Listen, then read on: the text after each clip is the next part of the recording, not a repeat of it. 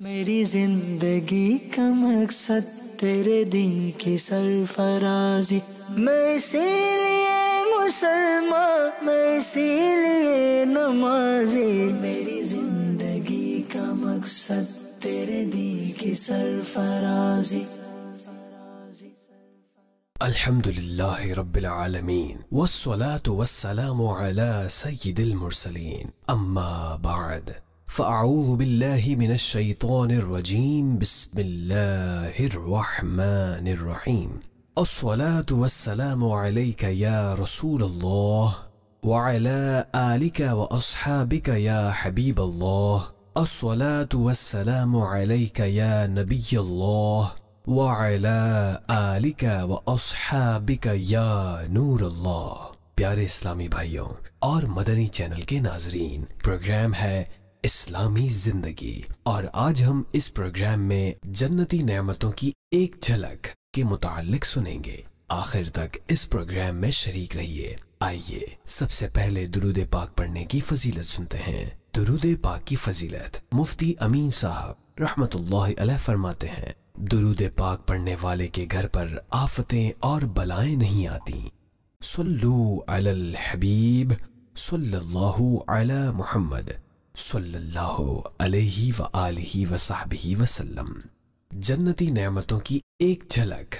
حضرت سیدتنا رابعہ ادویہ رحمت اللہ علیہ بہت زیادہ عبادت کیا کرتی، ساری رات قیام فرماتی، دن کو روزہ رکھتی اور تلاوت قرآن پاک کیا کرتی۔ آپ رحمت اللہ علیہ کا ہر لمحہ یاد الہی میں گزرتا۔ آپ رحمت اللہ علیہ فرماتی ہیں کہ ایک مرتبہ میں بہت زیادہ بیمار ہو گئی، جس کی وجہ سے میں تہجد کی دولت سے محروم رہی، دن کو بھی اپنے پاک پروردگار کی عبادت نہ کر سکی۔ بیماری کی وجہ سے بہت زیادہ کمزوری آ گئی۔ اسی طرح کئی دن گزر گئے، مجھے اپنی عبادت چھوٹ جانے کا بہت افسوس ہوا، لیکن الحمدللہ بیماری کی حالت میں بھی جتنا مجھ سے ہو سکتا میں عبادت کی کوشش کرتی۔ کبھی دن میں نوافل کی کثرت کرتی، کبھی رات کو نوافل پڑھتی۔ اسی طرح کئی دن گزر گئے، پھر اللہ پاک نے کرم فرمایا اور مجھے صحت عطا فرمائی۔ میں نے دوبارہ نئے جذبے کے ساتھ عبادت شروع کر دی۔ سارا دن عبادت الہی میں گزر جاتا اور اسی طرح رات کو بھی عبادت کرتی۔ ایک رات مجھے نیند نے آ لیا اور میں غافل ہو کر سو گئی۔ میں نے خواب دیکھا کہ میں فضاؤں میں اڑ رہی ہوں، پھر میں ایک سرسبز و شاداب باغ میں پہنچ گئی۔ وہ باغ اتنا حسین تھا کہ میں نے کبھی ایسا باغ نہ دیکھا۔ اس باغ میں بہت خوبصورت محل تھے، ہر طرف بلند و بالا سرسبز درخت تھے، جگہ جگہ پھولوں کی کیاریاں تھیں، درخت پھولوں سے لدے ہوئے تھے۔ میں اس باغ کے حسن و جمال کے نظاروں میں گم تھی کہ یکایک مجھے ایک سبز پرندہ نظر آیا۔ وہ پرندہ اتنا خوبصورت تھا کہ اس سے پہلے میں نے کبھی ایسا پرندہ نہ دیکھا تھا۔ ایک لڑکی اسے پکڑنے کے لیے بھاگ رہی تھی۔ میں اس خوبصورت لڑکی اور خوبصورت پرندے کو بغور دیکھنے لگی۔ اتنی دیر میں وہ حسین و جمیل لڑکی میری طرف متوجہ ہوئی۔ میں نے اس سے کہا، یہ پرندہ بہت خوبصورت ہے، تم اسے آزادی کے ساتھ گھومنے دو اور اسے مت پکڑو۔ میری بات سن کر اس لڑکی نے کہا، کیا تمہیں اس سے بھی زیادہ خوبصورت چیز نہ دکھاؤں؟ میں نے کہا، ضرور دکھاؤ۔ یہ سن کر اس نے میرا ہاتھ پکڑا اور مجھے لے کر مختلف باغات سے ہوتی ہوئی ایک عظیم الشان محل کے دروازے پر پہنچ کر دستک دی۔ دروازہ فوراً کھول دیا گیا۔ اندر کا منظر بہت سہانا تھا۔ دروازہ کھلتے ہی ایک خوبصورت باغ نظر آیا۔ وہ لڑکی مجھے لے کر باغ میں آئی اور پھر ایک خیمے کی جانب چل دی۔ میں بھی ساتھ تھی۔ اس نے حکم دیا کہ خیمے کے پردے ہٹا دیے جائیں۔ جیسے ہی خادموں نے پردے ہٹائے تو اندر ایسی نورانی کرنیں تھیں جنہوں نے آس پاس کی تمام چیزوں کو منور کر رکھا تھا۔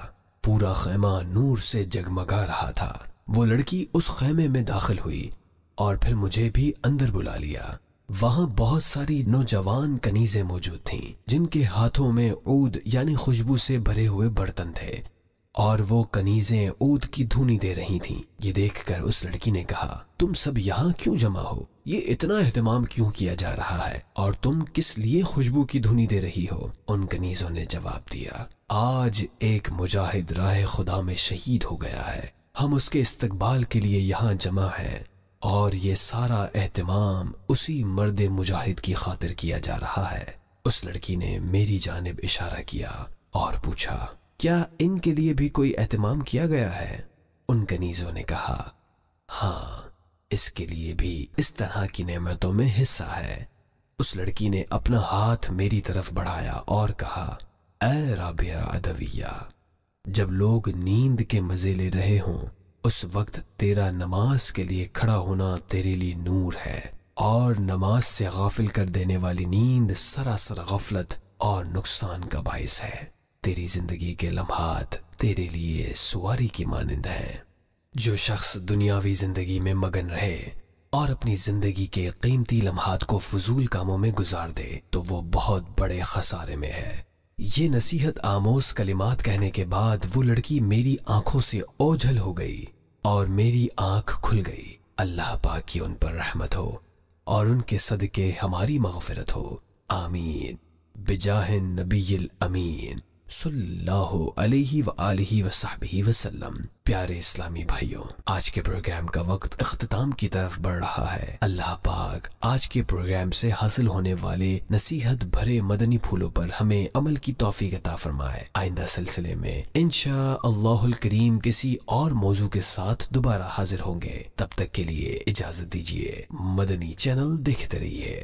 صلو علی الحبیب صلی اللہ علی محمد صلی اللہ علیہ وآلہ وصحبہ وسلم۔